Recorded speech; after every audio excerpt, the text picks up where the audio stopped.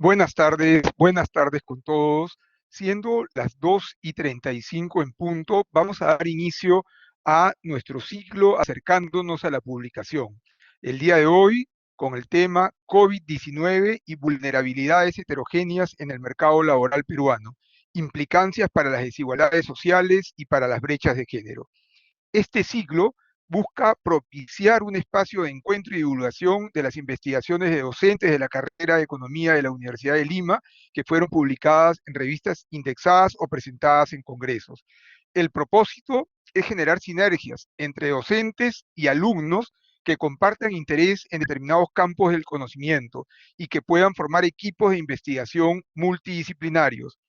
La presente investigación estima, a través del análisis de los datos trimestrales de la Escuela Nacional, de la Encuesta Nacional de Hogares, ENAHO 2020, los impactos diferenciados de la pandemia del COVID-19 sobre un conjunto de indicadores del mercado de trabajo, tales como participación laboral, desocupación, distribución de grupos y categorías ocupacionales, informalidad, realización de actividades secundarias, número de horas trabajadas e ingresos.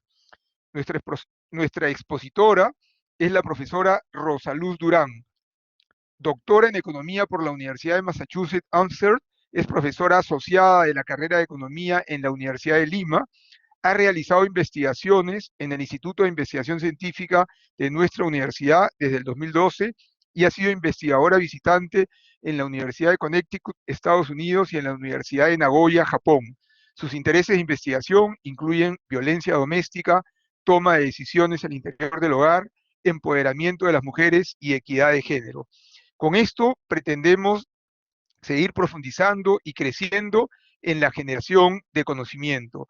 En esa línea de trabajo venimos anunciando próximamente el lanzamiento de la revista de la Facultad de Ciencias Empresariales y Económicas, donde Economía va a estar a cargo de su lanzamiento, y también el lanzamiento de un observatorio económico, social y financiero de forma tal que todos tengamos acceso a data y a distintos tipos de modelos. Sin más, los dejo en compañía de la profesora Rosaluz Durán. Bienvenida, Rosaluz, y siempre felicitarte por tu trabajo. Adelante, Rosaluz. Gracias.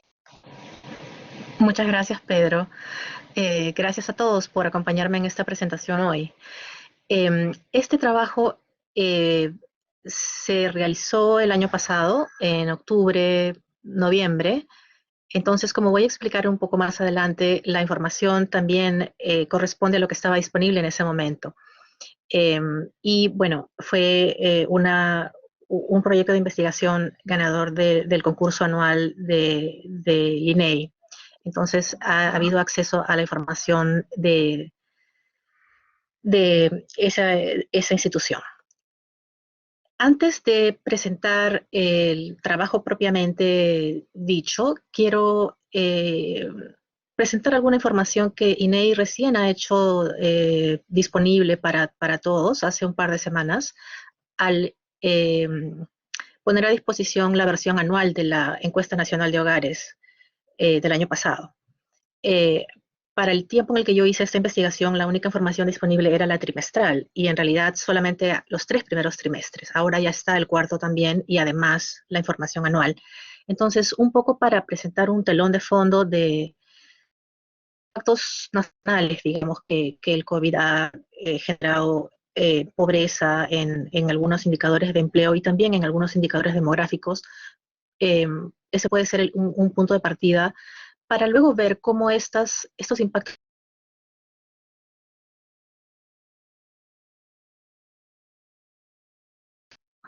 ¿Se me escucha?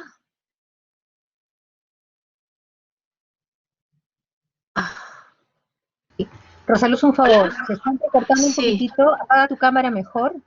Ya. Para favorecer Perfecto. el audio, porfa. Gracias. Ya, sí, listo. Bueno, entonces, esta es la estructura de la presentación. Como les decía, quiero iniciar con unos datos generales de contexto acerca del impacto a nivel nacional de la pandemia, luego qué fue lo que motivó el estudio, los datos, que en realidad ya anuncié, que son básicamente los trimestrales, Pedro también lo mencionó, para los 3 primeros trimestres, Y luego la estrategia empírica, que es básicamente un análisis descriptivo, el que va a presentarse hoy, ahora. Y luego de los hallazgos, que son en realidad bastante numerosos, he escogido unas cuantas tablas para mostrar y compartir hoy. Presentaré también las conclusiones del trabajo, que básicamente apuntan a tener una visión eh, diferenciada, ¿no? De una serie de grupos con vulnerabilidades diferentes que deben ser atendidos también en función a esas debilidades particulares que presentan. Una de las primeras cuestiones que presentó INEI, esta información la he sacado directamente de la presentación que ellos hicieron, por eso el logo de INEI al costado, en la esquina superior izquierda. Esta ya es la data anual, ¿no? De la encuesta nacional de hogares. INEI hizo un análisis de la última década para poder visualizar mejor el impacto que la pandemia había tenido, y se nota claramente, ¿no? Luego de un periodo de crecimiento constante del gasto promedio mensual por habitante, el año pasado hay una caída importante, de aproximadamente 16%, con respecto al año anterior. Con respecto del ingreso real promedio mensual, también se nota una caída importante. Esta en realidad es mayor incluso que la anterior, es de más o menos 21%, la caída en el 2020 con respecto del año anterior.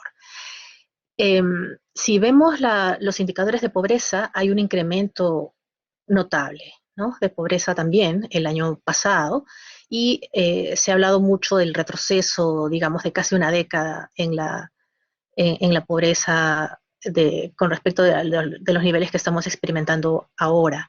De hecho, la información concreta que el INEI presentó es que para el caso de Lima Metropolitana es un retroceso de 12 años, más o menos, el nivel que hemos alcanzado el año pasado.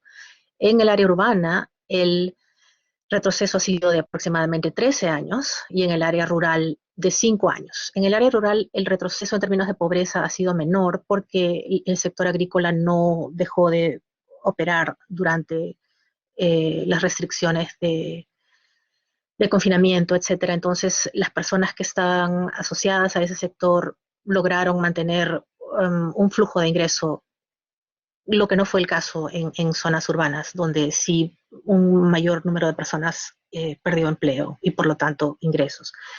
Sin embargo, los niveles de pobreza eran mayores, ¿no? Entonces, a pesar de que la caída ha sido menor en términos relativos, de todas maneras la pobreza es todavía bastante alta en esa zona, y sigue siendo una zona bastante vulnerable. De este cuadro solamente me interesa mostrar el detalle del incremento de la jefatura femenina. Si ustedes miran, esta es una comparación del año 2019 con el año pasado, y a pesar de que a nivel nacional la jefatura de hogar femenina no se ha incrementado mucho, si ustedes ven pasa de 26.5 a 28.1, muy grande. Si lo miramos dentro de los hogares pobres, el incremento sí es significativo, ¿no? Digamos de 16.5 a 26.8, es alrededor de 11 puntos porcentuales, 10 puntos porcentuales, que sí es un incremento bastante fuerte. Eso también va a entrar a tallar en algunos de los resultados que yo voy a presentar más adelante. Y este es el último cuadro de INEI que también me parece interesante mostrar. A nivel nacional, la caída del nivel de actividad, de la tasa de actividad, fue grande también, ¿no? Aproximadamente 8 puntos porcentuales, de 72.7 a 64.7. El trabajo informal no cambió demasiado, por lo menos otra vez, esto es a nivel nacional, agregados nacionales, y la actividad independiente tampoco se modificó mucho, ¿no? Pero como dije al inicio, esto puede estar escondiendo una serie de procesos para grupos particulares, que es lo que a mí me interesaba mirar. Entonces, en ese trabajo lo que yo estoy buscando es mirar, digamos, qué ha pasado, ¿no? Cuando la epidemia del coronavirus empezó a expandir de manera global, se le llamó el gran ecualizador. y muchos consideraban que su propagación a lo largo de países desarrollados, infectando a personas de altos ingresos o figuras políticas prominentes, indicaba que la enfermedad atacaba a todos por igual, ¿no? Sin distinción. Pero con el transcurso de los meses se hizo evidente que la pandemia en realidad estaba acentuando diferencias que ya existían. Y en el Perú hay muchas desigualdades sociales y económicas bastante profundas. Entonces, las condiciones que hacen que los costos humanos de la pandemia se multipliquen están dados. La creciente evidencia que...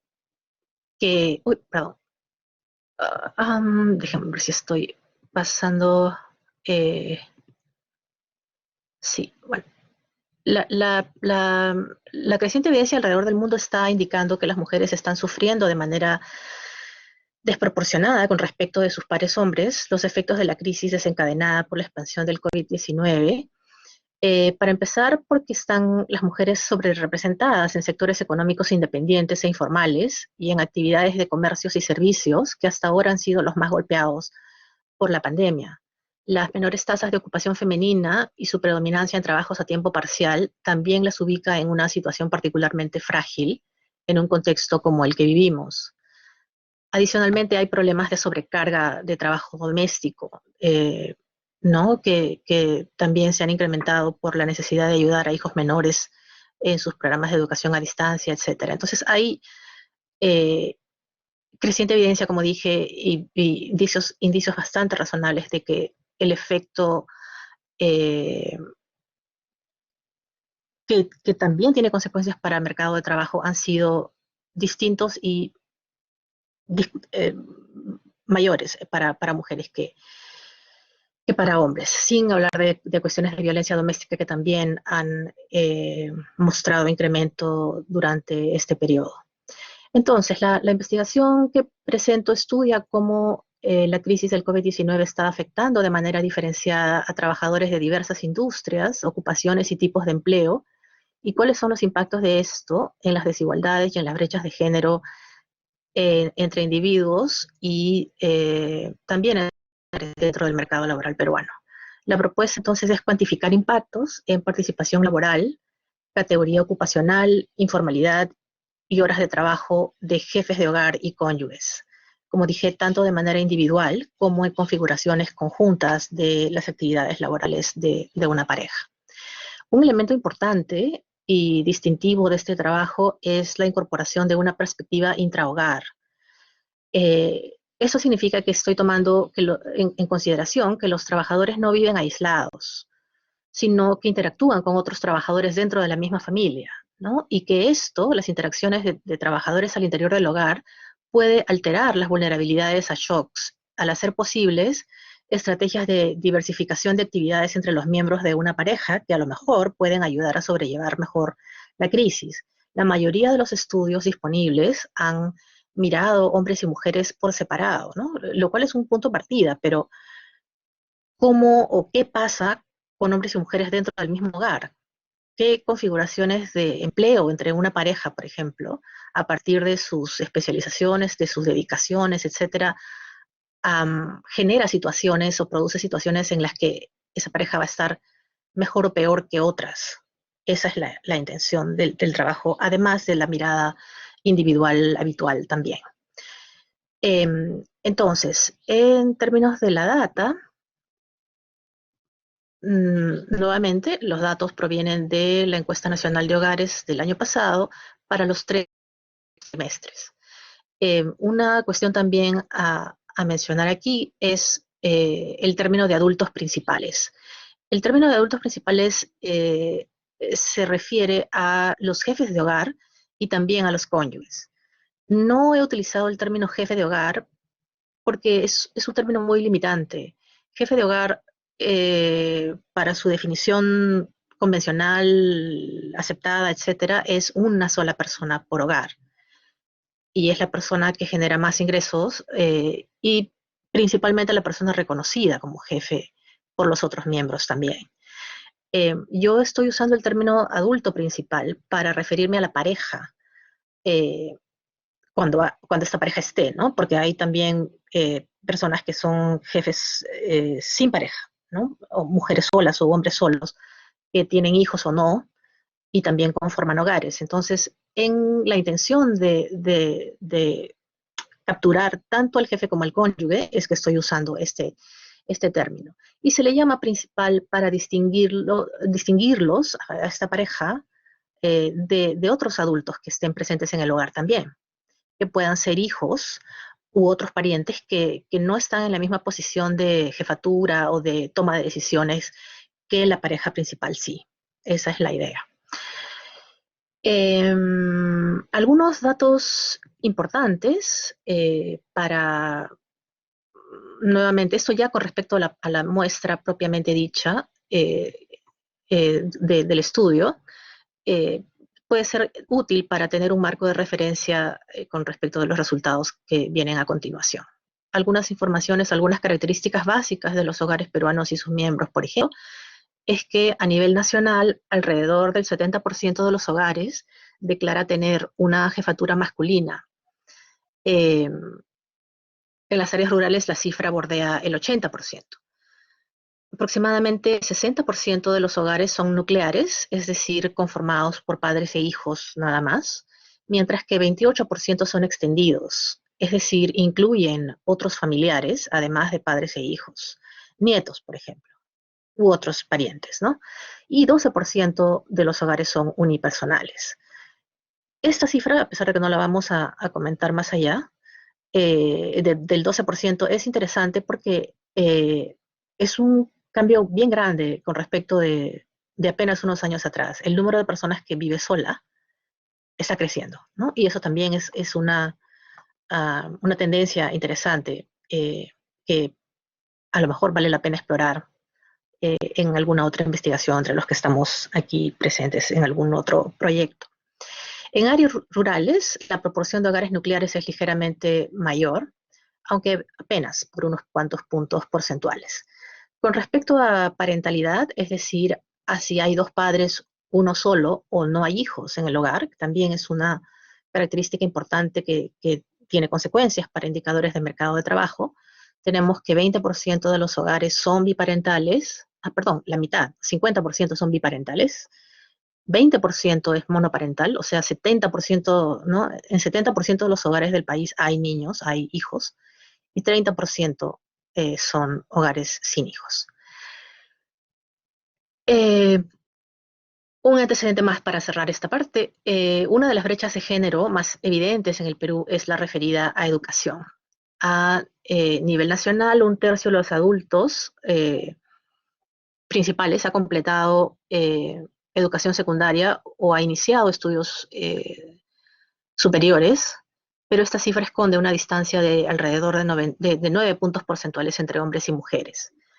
El contraste más grande, sin embargo, sucede a nivel de la educación primaria incompleta, donde sí claramente hay una tendencia que desfavorece bastante a las mujeres, ¿no? Los indicadores o las cifras de la brecha entre hombres y mujeres llega al 11% en el nivel nacional, crece hasta el 20 puntos porcentuales de diferencia entre hombres y mujeres cuando hablamos de áreas rurales, y crece a 25 puntos porcentuales de gap, ¿no? De brecha entre hombres y mujeres cuando hablamos de lengua materna indígena. Entonces hay una serie de situaciones, como digo, que tienen consecuencias o implicancias para el mercado de trabajo, donde ya las mujeres parten con situaciones o características que las desfavorecen. Para hablar entonces de la estrategia empírica seguida en este trabajo, menciono nuevamente que se trata de un estudio descriptivo, no hay econometría aquí. Los indicadores de trabajo o de mercado de trabajo elegidos han sido distinguidos por 3 ejes principales de vulnerabilidad. Género, es decir, hombres y mujeres; ruralidad, para ver si es que el área de residencia impacta en las características y en los impactos que ha tenido la pandemia; y composición familiar, que básicamente incluye indicadores de jefatura de hogar y parentalidad, como los indicadores que mencioné hace un ratito atrás. Los 3 trimestres utilizados eh, tienen una correspondencia que ayuda un poco a mirar qué cosa pasó en estos 3 cuartos del año pasado. El primer trimestre, de enero a marzo, eh, podemos considerarlo como un periodo prepandemia, excepto por los últimos 15 días de marzo, ¿no? Cuando fue que empezó el confinamiento. Pero digamos, el número de observaciones dentro de este primer trimestre ocurrido en esos últimos 15 días de marzo son bien poquitos comparados con todo el resto de la muestra. Entonces, eh, podríamos tomarlo como un periodo prepandemia. El segundo trimestre, que va de abril a junio, coincide con el periodo de cuarentena rígida. Más o menos, ¿no? No es una división exacta, pero digamos, podríamos mirarlo como el punto o el periodo donde hay un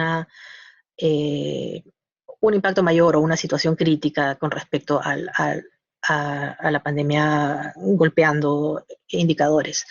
Y el tercer trimestre, de julio a septiembre, podemos considerarla ya como la fase de recuperación, ¿no? Hacia esa nueva normalidad de la que se nos habló bastante el año pasado. Eh, Nuevamente, esa era la información disponible en el momento en que este trabajo fue realizado. Ahora que hay ya información anual para esta encuesta, es posible, por ejemplo, hacer evaluaciones con niveles de pobreza que no estaban calculados para trimestre, ¿no? Sino se hace para el cálculo anual. Entonces, hay miradas más profundas que se pueden hacer con la información ahora disponible. Sin embargo, a pesar de que estos datos para los 3 primeros trimestres de la ENAJO 2020 permiten una mirada parcial, es de todas maneras una mirada útil y considero que los resultados obtenidos ofrecen pistas que identifican áreas de intervención y acción para la gestión pública. Los resultados, ojalá que se pueda ver esto relativamente bien. El resultado principal de la investigación es que la crisis del COVID-19 golpeó más a los individuos y hogares más vulnerables, lo cual es, digamos, no sorprende, ¿no? Pero, digamos, en este momento en el tiempo, no ahora, sino octubre del año pasado, era todavía, eh, no había suficiente cuantificación de cuánto, ¿no? Eran solamente estimados, etcétera, pero no había una información precisa y ahora sí hay. Los resultados están organizados, como van a ir viendo en esta tabla y en las siguientes, para los adultos principales, como les dije, solo para adultos principales, tanto a nivel individual como familiar. Los resultados están ponderados por el factor de expansión presentado por INEI y en cada uno de los cuadros se puede apreciar tanto la brecha de género, es decir, diferencias, ¿no?, entre las columnas hombre-mujer para los indicadores laborales elegidos, y también, si es que miramos a lo largo de los trimestres, podemos ver evoluciones de esas brechas a lo largo del año 2020, ¿no?, en relación a la evolución de la crisis. Como dije antes, la columna correspondiente al primer trimestre se puede considerar como un punto de partida prepandemia, y podemos iniciar entonces con los indicadores de participación laboral. En este primer cuadro se aprecia la tremenda magnitud que tuvo el estallido de la pandemia en el empleo a nivel nacional para hombres y mujeres. La caída fue de alrededor de 26 puntos porcentuales respecto a los niveles experimentados prepandemia. Para este cálculo de los 26 puntos porcentuales, lo que estoy haciendo es simplemente comparar hombres con hombres, por ejemplo, entre primer y segundo trimestre, mujeres con mujeres, primer y segundo trimestre, y para las brechas calculo las diferencias entre hombres y mujeres para primer trimestre y lo comparo con la diferencia entre hombres y mujeres segundo trimestre. ¿Sí? Ojalá no suene tan confuso. Sí, comunicar resultados es un proyecto distinto de haber escrito o haber desarrollado el proyecto mismo. A ver, entonces vamos a ver si consigo decir esto de manera completamente clara. Considerando, si se fijan, que la caída entre primer y segundo trimestre fue relativamente parecida entre hombres y mujeres, la brecha de género en participación laboral se mantuvo más o menos constante, alrededor de 20 puntos porcentuales. La brecha no se modificó. Sin embargo, si consideramos la columna tercera, o sea, la del tercer trimestre, vamos a ver que el empleo masculino se recuperó, la recuperación, ¿no?, del empleo masculino fue mucho mayor, alrededor de 22 puntos porcentuales con respecto del segundo trimestre, ¿sí? Entonces, el empleo femenino, por ejemplo, solo se recuperó en 14 puntos porcentuales con respecto al segundo trimestre. Entonces, podemos decir o podemos, ¿no?, argumentar que el periodo de paulatina reactivación económica ha empeorado la brecha. Esto que estoy mencionando ahora lo van a volver a ver en otros cuadros.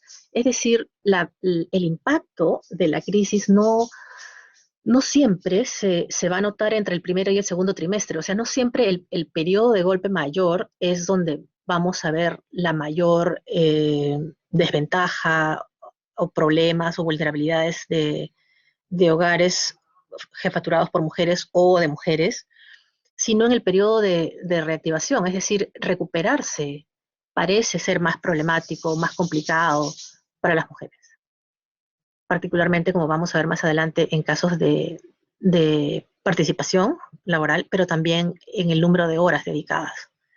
Y exploraremos las razones de por qué eso está pasando. En este siguiente cuadro, bueno, aquí no dije nada sobre las diferencias entre áreas urbanas y rurales.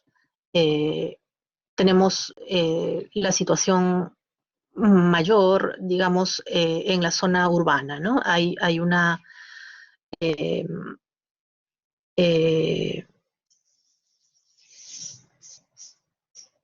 una caída de mayor magnitud ahí. Y en el empleo rural, como dije antes, la caída fue menor por la razón de que las actividades agrícolas fueron consideradas esenciales y entonces no fueron suspendidas durante la cuarentena. La pérdida de empleo, sin embargo, fue mayor, ¿no? Si notan, si comparan solamente las columnas de mujeres a lo largo de los 3 trimestres, van a ver que la pérdida de empleo femenino fue mucho más grande que la masculina, ¿no? Por ejemplo, en el segundo trimestre, la pérdida de empleo femenino es casi 3 veces más grande que la pérdida de empleo masculino.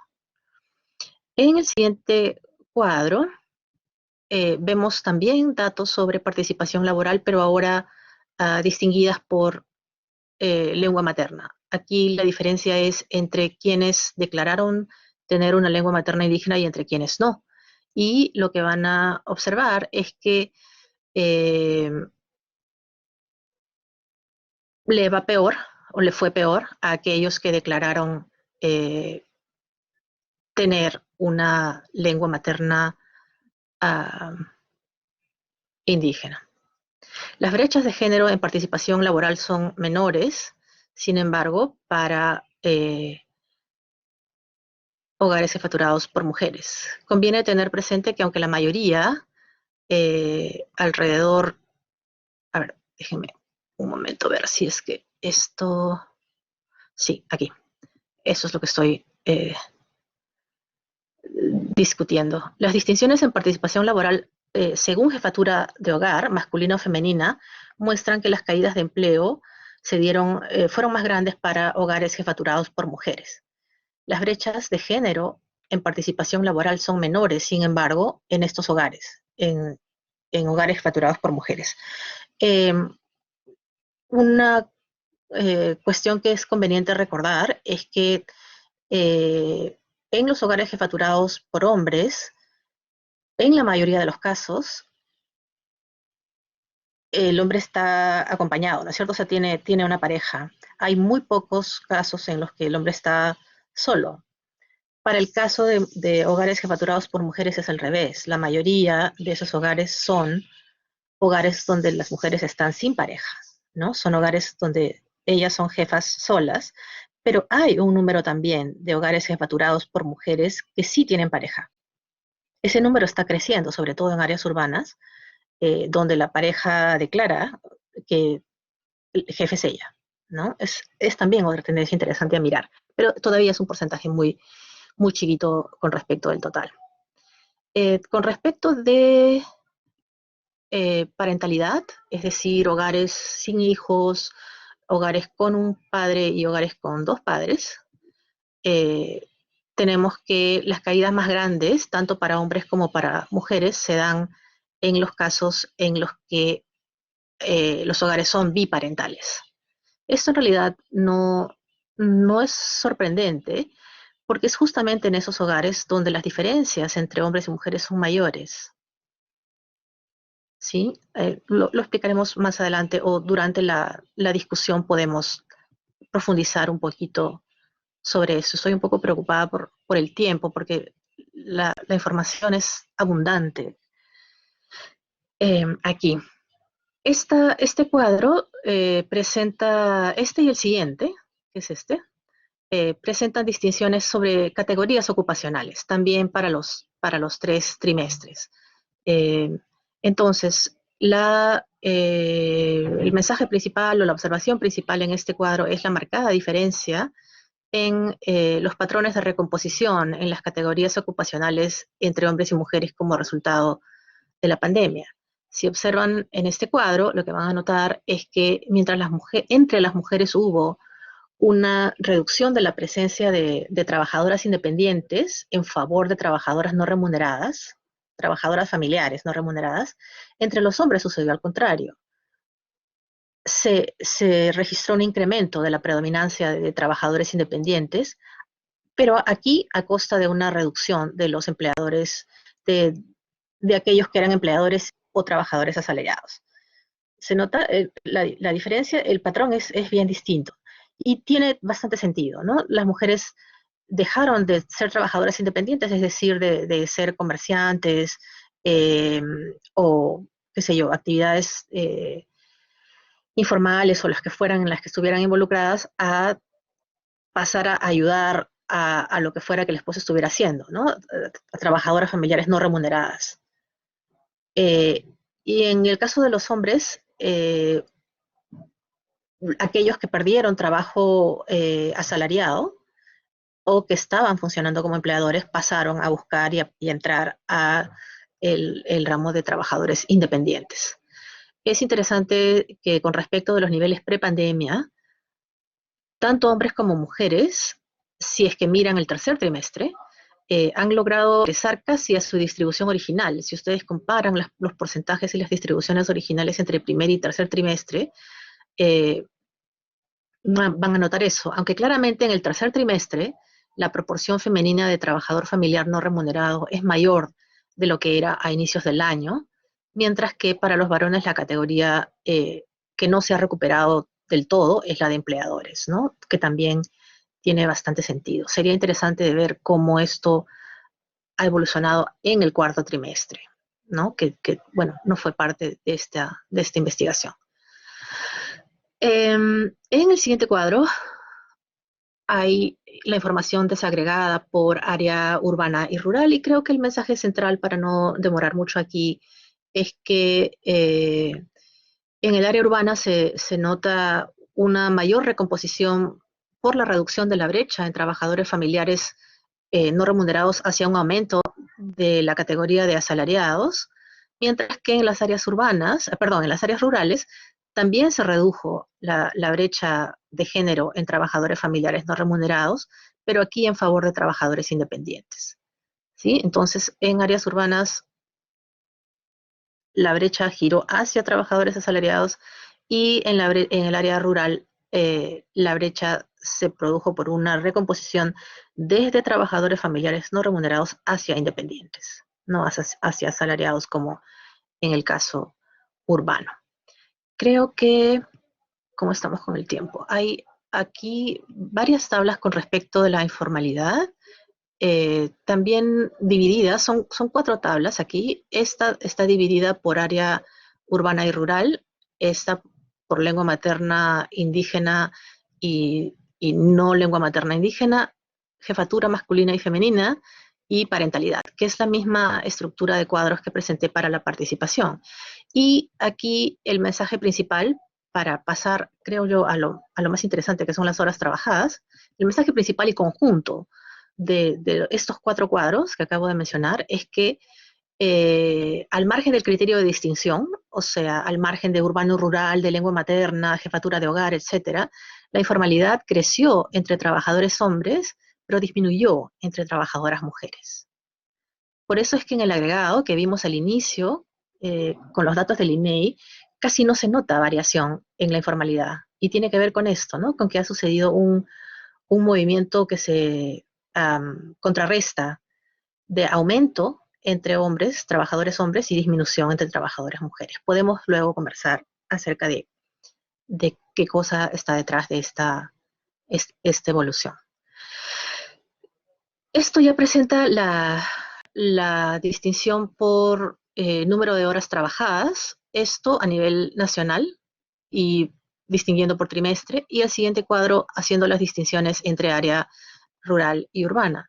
Lo que van a encontrar en el cuadro general, déjenme retroceder un momento, es que, como es esperable, y ya todos lo sabíamos, ha habido un decrecimiento importante, tanto para hombres como para mujeres, de la categoría de tiempo completo, ¿no? De 40 a 60 horas semanales, por ejemplo. Ustedes ven para hombres que pasó de 51.7 a 36.8. Es una reducción enorme del porcentaje de trabajadores en cada trimestre que estaba en ese rango de horas, ¿no? Y aumentó más bien fuertemente, si lo ven aquí a más del doble, el grupo de trabajadores que trabajaban menos de 10 horas semanales, por ejemplo, ¿no? De 6 a 14%. En el caso de mujeres, de todas maneras, las mujeres ya desde el inicio, prepandemia, estaban trabajando comparativamente menos que los hombres en los rangos altos de uso de horas a la semana, pero también experimentaron caídas importantes. ¿Qué más que decir acerca de esto? En el periodo de reactivación económica, es decir, ya en el tercer trimestre, los trabajadores hombres lograron recuperar, y por favor comparen el primer trimestre con el tercero, los hombres lograron recuperar casi la misma proporción de distribución de horas que tenían al inicio, ¿no? En los niveles prepandemia. Las mujeres, sin embargo, no han logrado volver a la misma carga laboral que al inicio de la crisis. Entonces, esto, aunado a los hallazgos que miramos en cuanto a niveles de participación económica, ponen de manifiesto que para las mujeres la recuperación o la vuelta a la normalidad está sucediendo más lento, ¿no? O no está sucediendo del todo. Entonces, a pesar de que los datos de la ANAJO no permiten analizar el tiempo dedicado a tareas domésticas o actividades no laborales, porque simplemente es una pregunta que no se hace, la evidencia para otros países indica que este confinamiento en casa y el cuidado, las tareas domésticas, el cuidado de los niños, el cuidado de todos, ¿no? En la casa, actividades de cocinar, limpiar, etcétera, cuidado de adultos mayores también, son causa de esto que estamos observando en el cuadro, ¿no? De que muchas mujeres, una proporción importante de ellas, no haya decidido no buscar empleo, ¿no? Luego de haberlo perdido en el segundo trimestre, digamos, en el tercero no lo busca porque están abrumadas con lo que están atendiendo en casa, ¿no? O si es que recuperan empleo, lo hacen en un número de horas reducido con respecto a primer trimestre. En el siguiente cuadro de diferencias urbano-rurales, lo que vamos a encontrar es que nuevamente, como también vimos en el caso de la participación laboral, en las zonas rurales los cambios han sido menos bruscos que en las zonas urbanas. Sí, es una tendencia general en varios de los cuadros aquí, por las razones que ya mencionamos, ¿no? Tanto hombres como mujeres rurales han disminuido su número de horas dedicadas a trabajar, pero esa disminución no ha sido tan fuerte como la disminución de hombres y mujeres urbanos, ¿no? Los rurales han disminuido también, pero no tanto como los urbanos. Sin embargo, no debe perderse de vista de que a pesar de que las caídas en las zonas rurales han sido más suaves, las mayores brechas de género preexistentes, ¿no?, hacen que la situación en realidad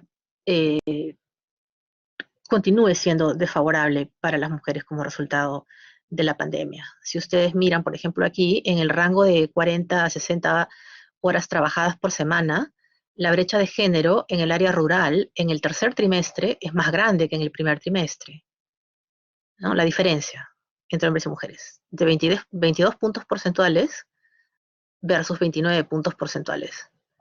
¿Sí? Entonces se nota esta situación que estábamos comentando antes acerca de que en realidad la situación de brecha, de diferencia entre géneros puede haber empeorado con respecto de mujeres. Este cuadro, y aquí ya voy terminando porque creo que el tiempo se agota, este cuadro es más complicado de mirar porque tiene más columnas, pero les cuento qué cosa dice el cuadro y cuáles son el mensaje principal del cuadro al margen de los números. Eh, Aquí la idea para este cuadro y para el siguiente también es clasificación de hogares, ¿sí? Aquí, si se fijan en las columnas, son configuraciones, perdón, en las filas, las configuraciones son de hombres y mujeres solos o con pareja, y dentro de hogares con pareja, si es que hay una diversificación de actividades entre los miembros. Para no complicar más la presentación, lo único que he hecho en este cuadro es considerar si uno de los miembros estaba trabajando y el otro no. Si ustedes se fijan nuevamente en las filas, lo que van a ver son jefes sin pareja que trabaja, jefe sin pareja que no trabaja, y luego jefe con cónyuge, ambos trabajan. El jefe trabaja pero el cónyuge no, el jefe no trabaja pero el cónyuge sí, y finalmente ninguno de los dos trabaja. ¿Sí? Son eh, configuraciones diferentes para ver cómo ha evolucionado esa situación. Esto, cuando se combina, no lo estoy presentando aquí, pero cuando se combina con las actividades o con los sectores económicos en los que la pareja está, muestra que no es raro que, que los dos pierdan el empleo o que los dos lo mantengan. Eh, por lo menos en los cálculos o en las estimaciones que hice. Y no tengo que hacer un poco más de indagación al respecto, pero yo creo que tiene que ver con que sobre todo en sectores socioeconómicos bajos, la actividad de la pareja suele ser en el mismo sector, ¿no? O los dos se dedican al comercio o en actividades asociadas al comercio o ambos actividades de servicio, etcétera. No hay una diversificación propiamente entre la pareja, no en los sectores más vulnerables. Entonces, cuando pasa esto, de que un sector en particular, como el de comercio o el de servicios, como ha pasado ahora, son golpeados, los dos pierden el empleo o los dos son afectados fuerte. Entonces, los hijos son los que tienen que ver o otro miembro del hogar, ¿no? Pero la pareja es afectada conjuntamente. Entonces, eso, por ejemplo, hace o configura un escenario de vulnerabilidad mayor para este tipo de modelo, donde la pareja está trabajando en el mismo sector, versus parejas en las que hay diversificación de sector en la actividad económica a la que se dedican. Eh, entonces, bueno, ya me estoy pasando de la hora, me parece. Si nadie me avisa, yo sigo. Tenemos unos 3, 4 minutos para que lleves a la Para conclusión. cerrar. Sí. Ya, perfecto.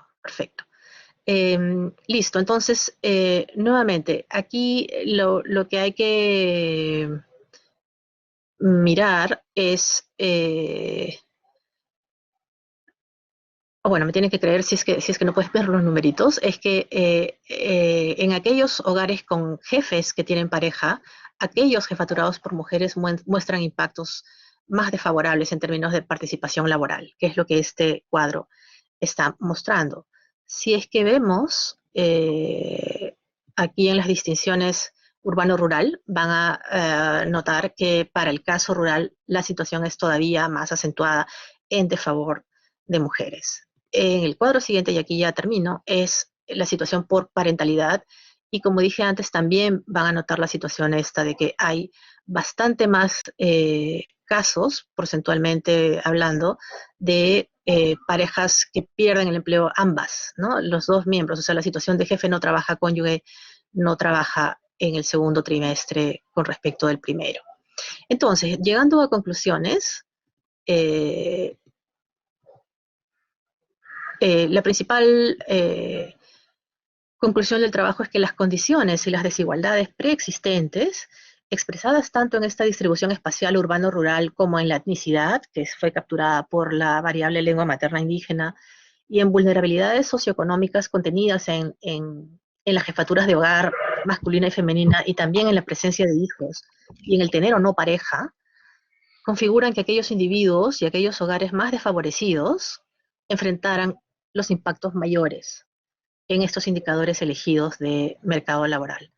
Eh, Como fue explicado en las tablas, en algunos casos el impacto mismo de la pandemia, visualizado al comparar el trimestre 1 con el 2, no se notó necesariamente mayor impacto o disparejo entre hombres y mujeres, y por lo tanto no hay un empeoramiento de las brechas de género, sino que se nota en varios casos en el tercer trimestre, ¿no? En el momento de la recuperación, al momento de evaluar recuperación de indicadores, que la brecha se hace más grande.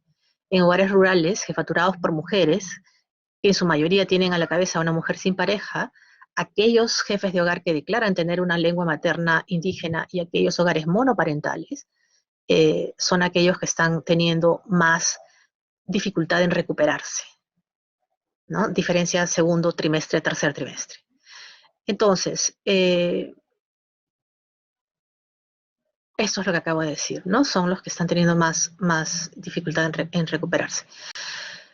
Listo, entonces el mensaje nuevamente es sensibilizar a los encargados de políticas públicas para distinguir, para sensibilizarlos acerca de la importancia de distinguir las heterogeneidades de los impactos sobre hombres y mujeres, sobre los hogares que estos hombres y mujeres configuran y las características de estos individuos, ¿no? En términos de su zona de residencia, de su etnicidad y también de si están con pareja o no, y si tienen hijos o no, y cuántos. Eso es. Entonces, todo esto va a permitir orientar mejor esfuerzos y recursos estatales. Gracias. Rosaluz, no, gracias a ti, Rosaluz, muchísimas por la presentación.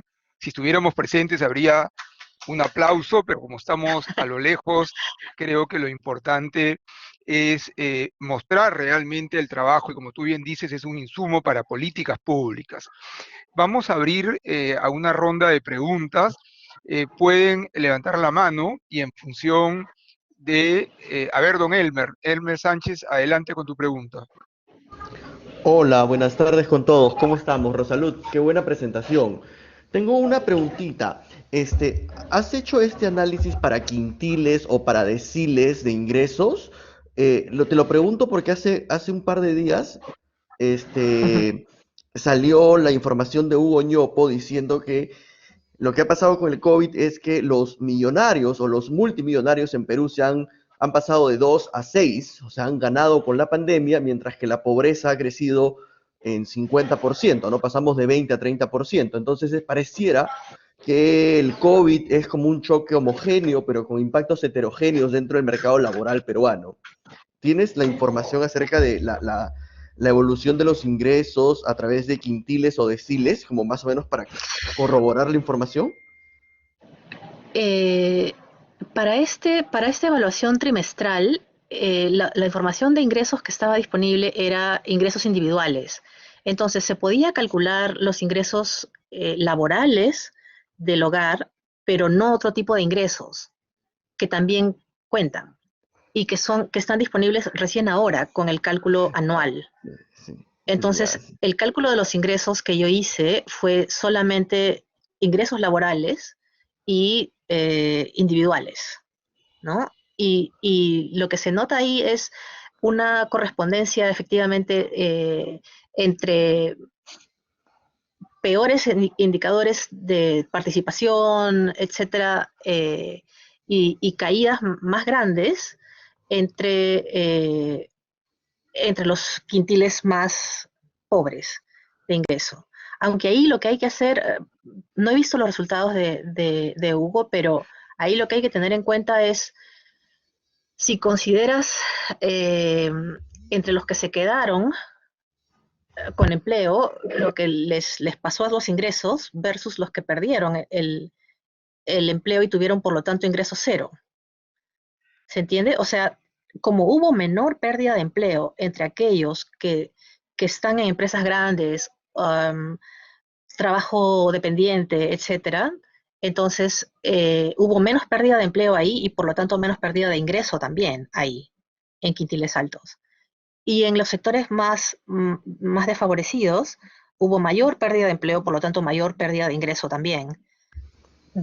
Hay indicadores o hallazgos diferentes en varios trabajos, o por lo menos en los cálculos de las magnitudes, dependiendo de si estás considerando ingreso cero para aquellos que lo perdieron versus solamente entre los que llegaron a mantener Pero en términos empleo. generales sí habría mayor desigualdad, ¿correcto? Exactamente, sí, Ah, ok, efectivamente, ok, hay mayor gracias. desigualdad.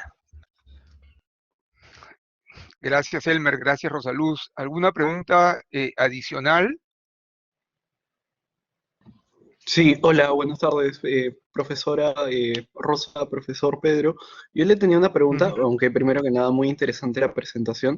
Mi pregunta va más guiada por el tema electoral de que los dos candidatos han propuesto la masificación de la conexión a Internet, también teniendo en cuenta que Perú es uno de los países que aún no tiene una total conectividad al Internet, ni la calidad del Internet es la suficientemente buena a comparación de otros países de Sudamérica.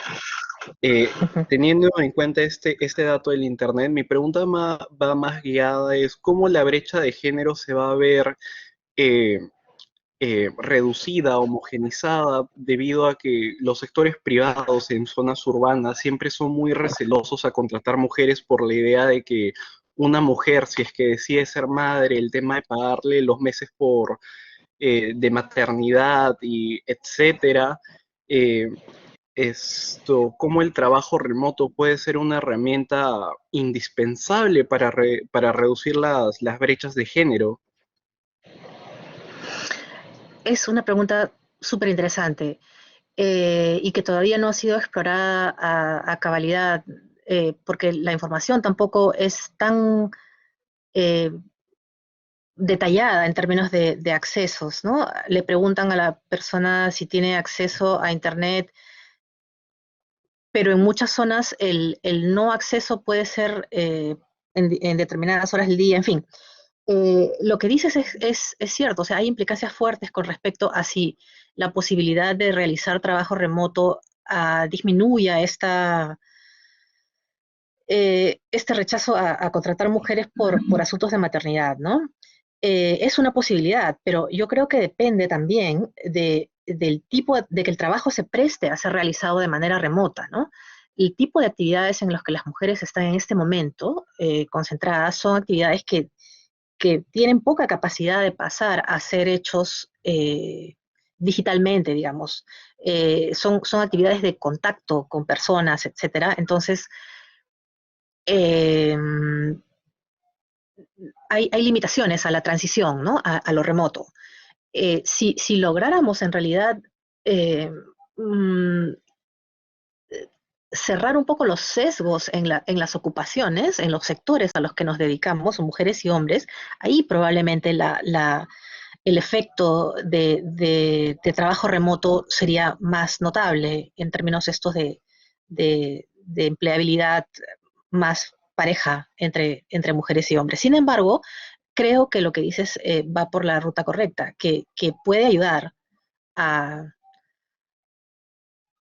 a mejorar un poquito la situación, aunque siempre va a estar, ¿no? Porque es, es ya un asunto de, qué sé yo, visualización o comprensión de la crianza de hijos como un asunto privado, ¿no? En otros países donde eso se ve la crianza de hijos, etcétera, se ve como un asunto social público, entonces los empleadores asumen simplemente que tienen que proveer guarderías o que tienen que proveer, pagar, en fin, son otras maneras de comprender la situación. Yo creo que todavía detrás de todo lo que nos aqueja está una estructura mental y una percepción que necesita cambiar, ¿no? Acerca de quién es responsable de qué cosas en el hogar y una división de tareas que necesita flexibilizarse un poco.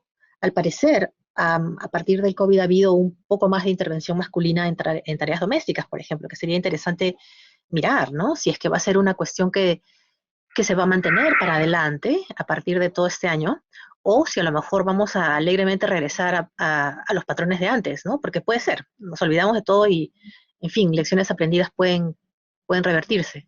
Pero es interesante que ha sucedido y entonces yo creo sí que va a haber un grupo de hogares probablemente con características particulares en las que esta división de trabajo doméstico, crianza de hijos, tiempos, ¿no? Que son tan fundamentales para las personas, va a distribuirse de un modo distinto. Gracias, Rosaluz. No sé si existe una pregunta adicional. Si no existe, Luis Gonzalo Martínez, ¿considera que se puede reducir la brecha laboral entre hombres y mujeres si es que la licencia de paternidad durara la misma cantidad de días que la de maternidad? Una pregunta interesante. Sí, definitivamente. Yo creo que ya es un progreso que hay licencias de paternidad ahora, ¿no? La idea es justamente cambiar la percepción y ver este asunto como una cuestión familiar, donde ambos, padre y madre, están compartiendo responsabilidad. Entonces, sí, todo aquello que contribuya a mirar esto de manera menos sesgada, incluyendo licencias para padres también, etcétera, es un avance. Muchísimas gracias, Rosaluz. Quizás algunas conclusiones de mi parte. Eh, Primero, ya estamos en el sexto o séptimo evento de acercándonos a la publicación. En este caso, claramente es una contribución a la sociedad porque, a ver, se ha visualizado primero el efecto de la pandemia, producto de las propias estadísticas que publica el INEI en el ENAJO. Segundo, se ve qué sectores se han visto más afectados, las mujeres que los hombres, y dentro de estos sectores también con particularidades, y por lo tanto, al generar políticas públicas que vayan más allá de solo un crecimiento económico, debería haber un enfoque. Creo que esto, entre otras cosas, pretendemos generar conocimiento, conocer más nuestro país y ayudar a que las cosas sigan mejorando. No me queda sino agradecerle a Rosaluz por su contribución, por su permanente afán y curiosidad por seguir dándonos conocimiento, agradecerle a todos los participantes, mencionarles que el siguiente mes tenemos al profesor Ricardo Nieva, que nos va a hacer una exposición de un par de investigaciones que viene realizando. Y nada, pues agradecerles a todos nuevamente y pensar que las cosas siempre serán mejor. Muchísimas gracias. Muchísimas gracias a todos. Gracias por venir.